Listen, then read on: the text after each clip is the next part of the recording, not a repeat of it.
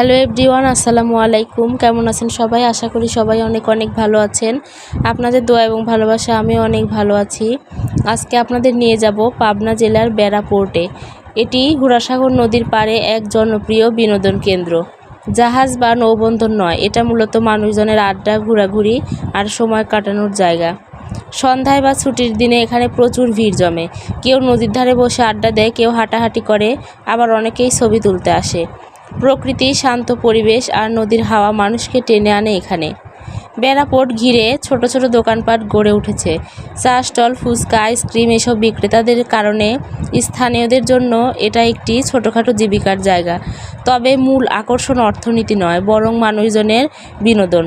তবে এখানে পর্যাপ্ত বসার ব্যবস্থা নেই, পরিষ্কার পরিচ্ছন্নতার অভাব দেখা যায়। সঠিকভাবে রক্ষণাবেক্ষণ করা গেলে বেড়া পোর্ট আরও সুন্দর হয়ে উঠতে পারে। বেড়া পোর্টকে যদি একটি সাজানো গোছানো যায়, তবে এটি উত্তরবঙ্গের অন্যতম আকর্ষণীয় পর্যটন স্পট হতে পারে। আর প্রকৃতির মিলনে এটি একটি শান্ত আড্ডাস্থল। বেড়া পোর্ট নদীর ধারে বসে সময় কাটানোর সহজ সুন্দর এক নাম।